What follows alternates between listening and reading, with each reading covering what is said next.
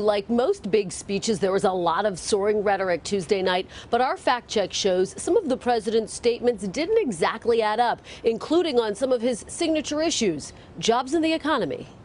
President Trump laid out his vision for the country Tuesday. One of his top promises, creating more jobs, arguing millions are out of work. 94 million Americans are out of the labor force. But that figure may be overstated. Right now, the unemployment rate is just 4.8%, with roughly 7 million people actively looking for a job. The 94 million the president cited includes people who are not looking for work, like students, stay-at-home parents, and retired Americans. Still, Mr. Trump pushed forward on the issue of job creation, citing his recent call for construction of oil pipelines here in the United States. We have cleared the way for the construction of the Keystone and Dakota Access pipelines,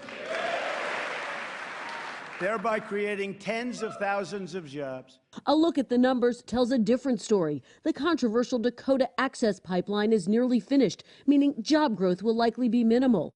The State Department says Keystone could create a maximum of 16,000 temporary direct jobs. The number of permanent jobs created due to the Keystone pipeline is much smaller, just 35.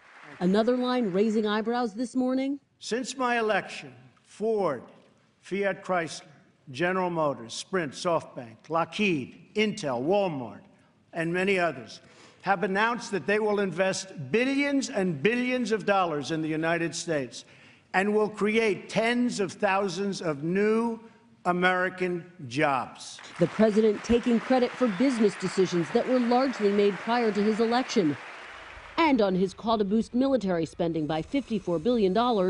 I am sending Congress a budget that rebuilds the military, eliminates the defense sequester. The White House has said they'll pay for that by slashing domestic programs. But Democrats and some Republicans argue without reforming entitlements like Social Security and Medicare, it won't add up. Finally, this ad-lib line is getting attention when the president talked about America's NATO partners meeting their financial commitments. I can tell you the money is pouring in. Very nice. The reality, in 2016, only 4 countries met their required payment standard. And that money doesn't go to the United States, but instead to NATO or to beefing up the military of its member countries. Now, not surprisingly, the president also repeated a familiar Republican talking point that Obamacare is collapsing. Democrats and Republicans have plenty of arguments supporting or knocking down that assertion. Take your pick. But the key question, will Republicans be able to keep their promise and continue coverage for the 20 million Americans who now have health coverage who didn't before?